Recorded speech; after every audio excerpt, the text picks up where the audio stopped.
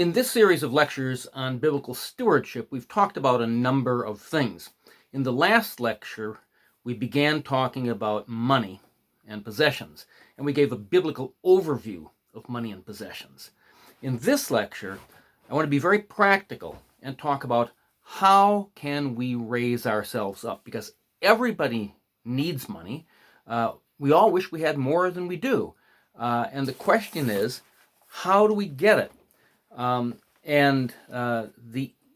answer is planning and budgeting. Now, you may think that the difference between rich people and poor people is that rich people have a lot of money and poor people don't. Well, of course, that's true, but that's not the main difference. The main differences are these. Rich people keep records. They know where their money is going. Rich people have plans. Poor people don't.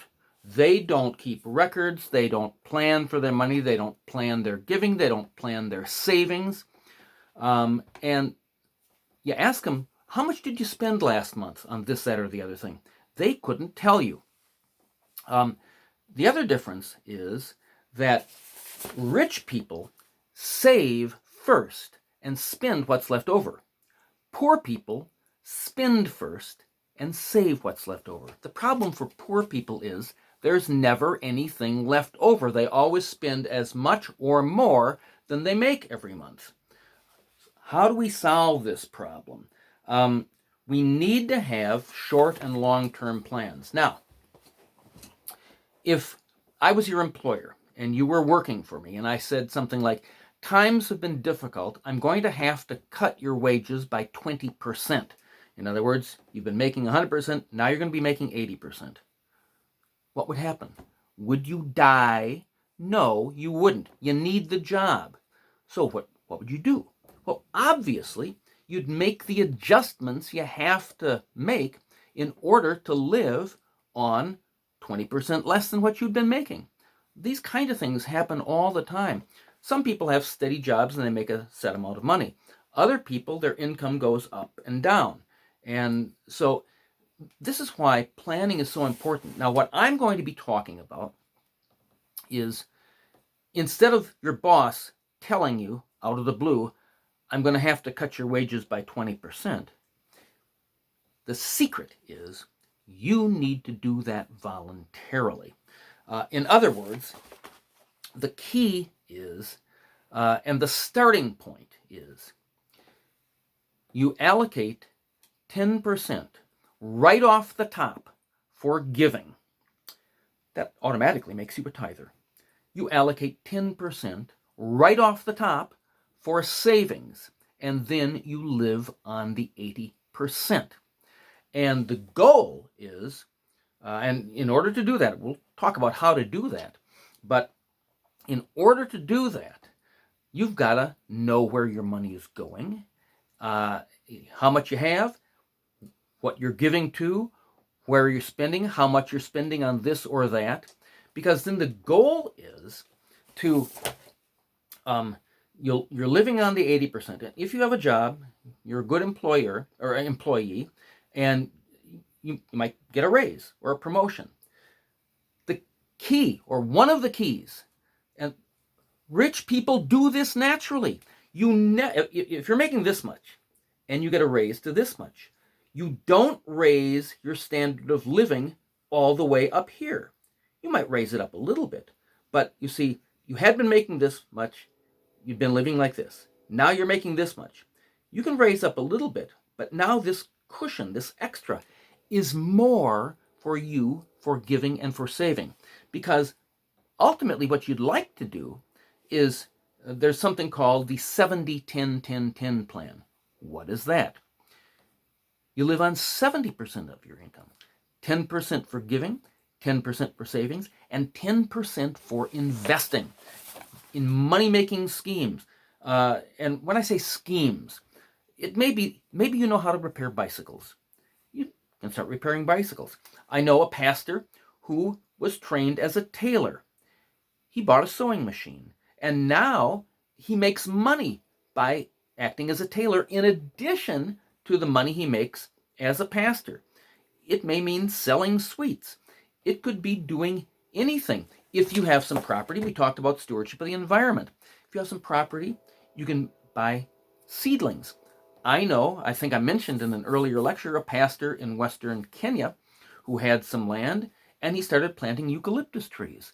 When they're fully mature, each one would sell for around 10,000 Kenya shillings. In other words, but it costs some capital to invest in the seedlings, to plant the trees and so on.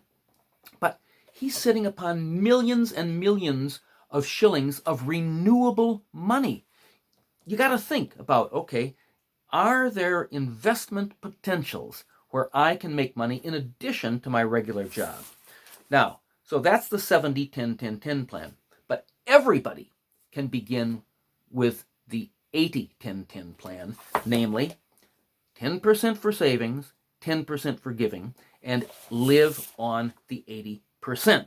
Now, and by the way, in your savings, if you put the money in the bank, you should earn interest on the money as well. So just don't bury it in a jar.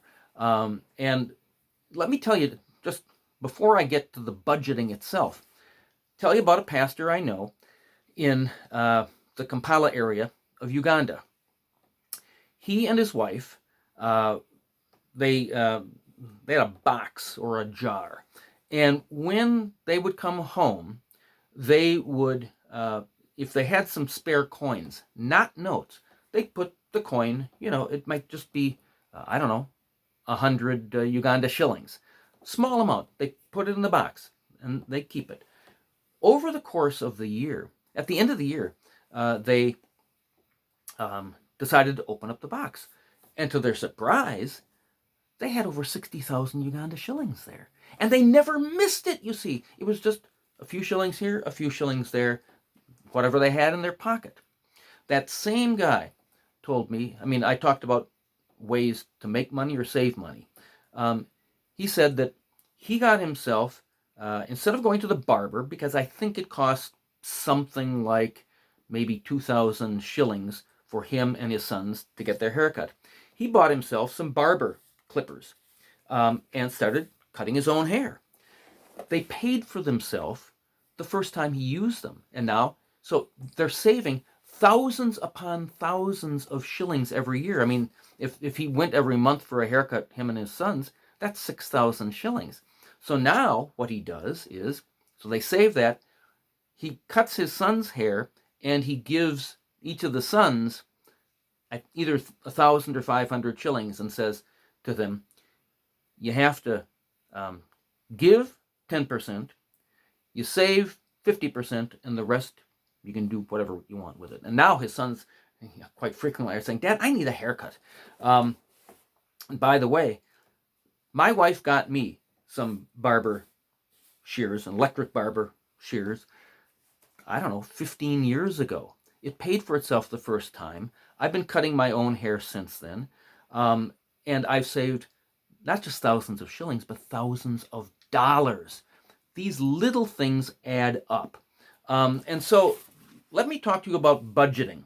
A budget is simply a tool to help you track your income and your expenses, to get control over your money. And remember, we said in an earlier lecture, failing to plan is planning to fail. And if you don't control your money and circumstances will control you. You have to get in control of your money. You need to know how much you're making, where it's going. Put your budget in writing. In the book, I have a simple budget form. On one side of the page is the income for the month. Salary, rent, wages, interest, investment, other. And on the other side of the page is a list of expenses. Giving, saving, investing, rent, utilities, food, fuel, transportation, airtime, entertainment and recreation, clothing, medical, loans, insurance, taxes, and other. Whatever it is. And that you need to do that. Now, so you need to list, some of your expenses will be fixed. If you're renting, the rent will be the same every month. Others are variable. They vary from time to time. Things like food, utilities, clothing, medical. And so you need, in order to budget, you need to have a good idea of what your income is and what your expenses are. Now, what I'm going to tell you now, I heard from a pretty well-known pastor here in the United States. He's the son of a well-known pastor. So he was a Christian, and he thought that he was a big giver to his church because he's a Christian. When he and his wife got married, they didn't have a budget. So what they did is this, and this is what I recommend to you. They took 3 or 4 months, and every dollar they made or they got, they made a note of it. How much, when it was, what it was for, how much it was. Every dollar they spent or gave away or saved, they made a note of that too. So much for rent. So on this date, so much for food. So much for auto expenses. So much for airtime. So much for this, that, the other thing. They made a note of it, or they kept a receipt. At the end of the 3 or 4 months, they got together. And this is something, if you're married, you need to do with your spouse. You have to be on board. You have to be on the same team. This will not work if you do not both, latch on to this. I mean, you're a partnership, for crying out loud. Anyway, at the end of the 3 or 4 months, he and his wife, they sat down, they opened up the big envelope where they put all of these receipts and notes, and they started adding up the numbers. They were amazed. They said, we had no idea we were spending so much in this category. He said, we could have cut that out entirely and saved thousands of dollars, or cut way down. And they also were surprised. They had no idea they gave so little to the church. Why? Because they did what everybody else does. Say, it doesn't matter, I'll speak in terms of shillings. If you have a 5,000 shilling note and a 1,000 shilling note and a 500 shilling coin, which one do you think on Sundays, if most of your people, they have a 5,000, a 1,000, and a 500. When the offering time comes, which one do most of your people put in the basket? Well, you know the answer. They put in the coin, because they are giving at the end rather than budgeting in the beginning. And that's what this pastor in the U.S. was doing too. Now, by the way, this pastor, every year he preaches a short series of sermons on money management, because money is so important. As I mentioned, I think in the last lecture, Jesus talked more about money than about anything else except the kingdom of God. You need to do that too, because what I am saying to you in this lecture, do your people know this? The answer is no. They've never heard it anywhere. How many of you have an actual budget? How many of your people do you think have budgets? Maybe a few of you do, and maybe if you had some background in accounting, you do. But I can guarantee you, more than 90% of your people do not have budgets. Well, they may say, well, I'm too poor. I can't afford it. Listen, if you're poor, you need to do this more than anybody else, because if you're rich, you can afford to waste money here or there, but you got lots left over. If you're poor, every shilling, every franc counts. That's why you need to know what you are doing. And so, anyway, you take the 3 or 4 months, okay, and I say you take 3 or 4 months because your income and expenses may go up or down from month to month. But after 3 or 4 months, you'll have a pretty good basis for estimating the entire year's income and expenses. And by keeping track of specifically what you're spending, you will be able to see all kinds of things that you can cut down on. And you're going to have to, because, again, you plan your giving and you plan your savings. So, here's, I told you at the beginning, the difference between rich people and poor people. Rich people plan. They have a budget. They know how much they give. They know what they're spending their money on. And so, for example, I mentioned, it may have been in another course, but in my house, my wife keeps all the budget stuff. She keeps the numbers. And so, thank God she does. I mean, I do other things, but she had a little training of that when she was in school. And so, if I want to know how much have we given to this or that, or how much have we spent on this or that, she can go and find the numbers for me. You need to do that because, in addition to supporting our church, we give some money to different ministries we believe in. And at the end of the year, we get together and we say how much, we've given. Should we increase one? Should we drop one? Should we add a new one? Should we decrease one? We want to be in charge of our money because we're stewards of our money and we are going to be held accountable for what we've done with it. So anyway, after the 3 or 4 months, that'll give you a good idea of what your income is going to be, what your expenses have been, where you can cut. And by the way, this is where you need to look at your expenses. Give you a couple of examples. I mean, everybody in Africa has a mobile phone, and they're always calling someone on the phone. I mean, in my conferences, good night. People are getting up and leaving so they can talk on their phones. Not good, but be that as it may. Do you know why it's called airtime? It's called airtime because every shilling or franc you put into that phone, when you make a call, it goes floating off into the air, never to be seen again.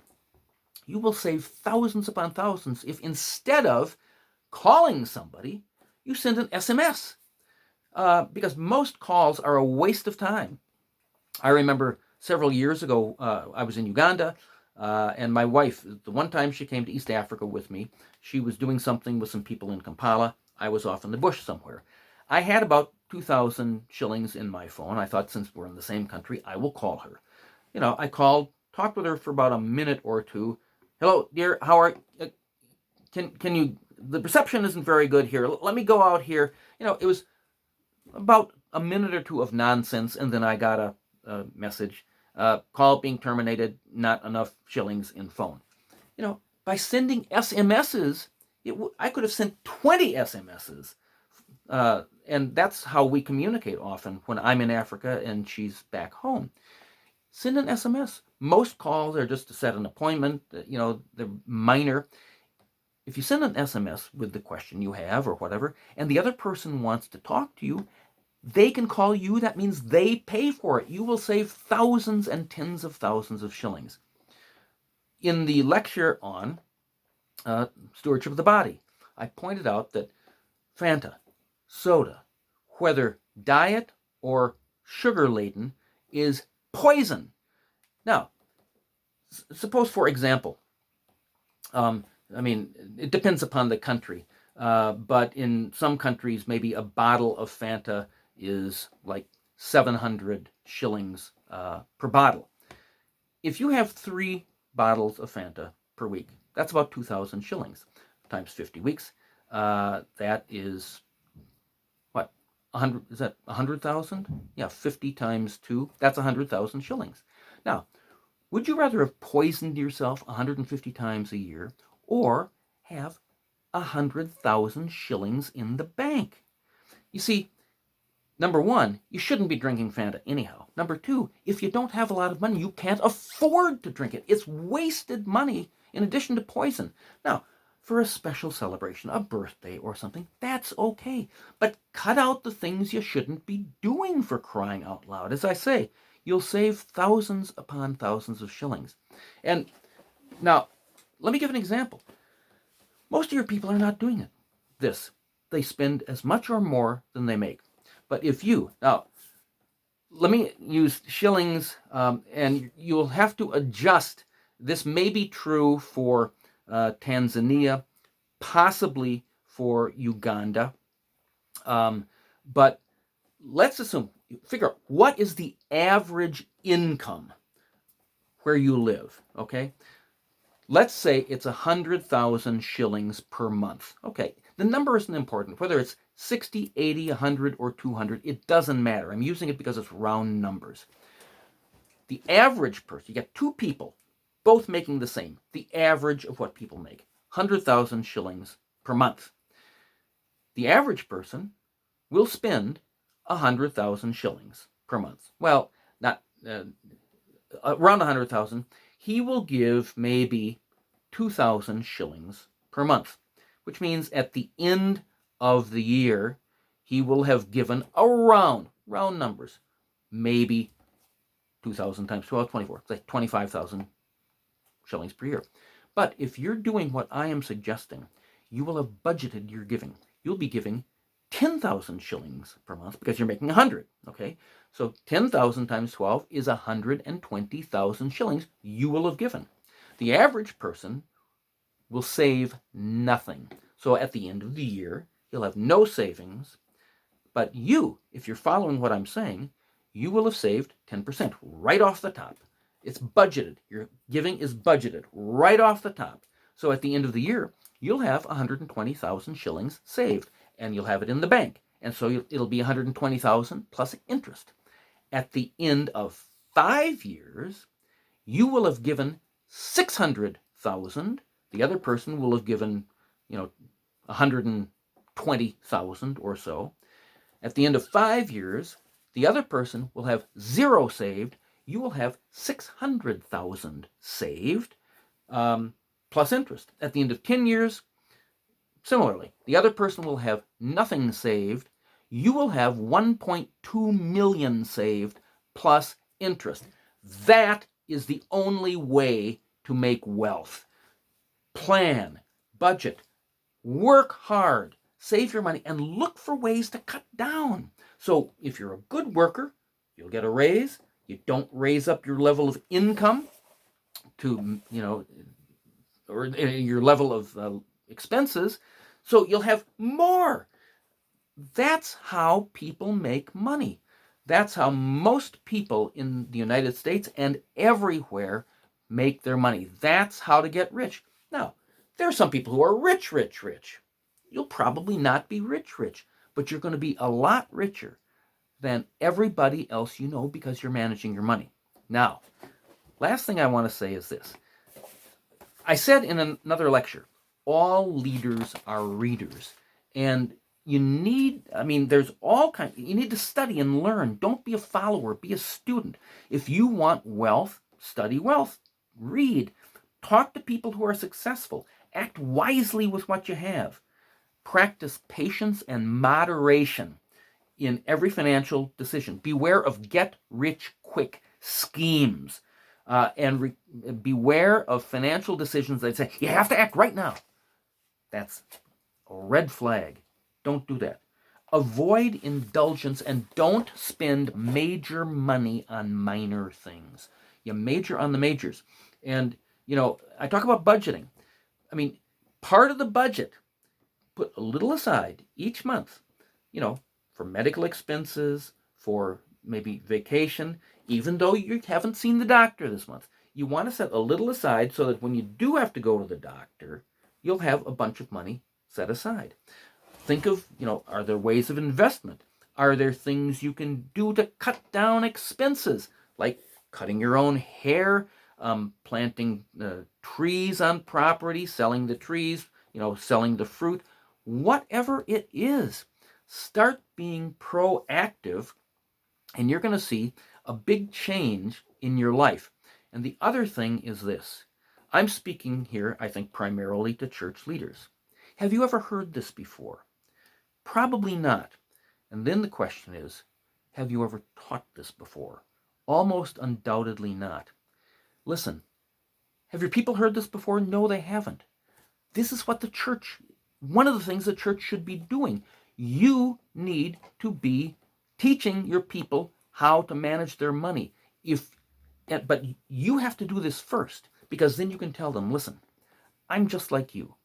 I didn't have a lot, and then I learned how to do this. And now It took me 3 or 4 months to get a handle on where my expenses are going, seeing where I was wasting money, seeing how I could cut my expenses, and always be looking how you can cut expenses and how to maximize giving and saving and investing. But you tell your people that and say, I've been doing this now for the last 6 months, and it has made a huge difference in my life. Now I'm not just living hand to mouth every day, but I'm in control. You can too. So I'm going to teach you. Or you might have somebody in your church who knows money, an accountant or somebody who works in a bank who can teach this. Do a seminar. Take Sunday mornings. As I say, this pastor in the United States, he preaches on money management. And the reason, of course, as we said in an earlier lecture, money is spiritual. What you do with your money shows more than almost anything who is your real Lord, what is really important to you, and whether you are being faithful with the blessing of money and things that God has given you. Try this. I can guarantee you something. You will never regret it.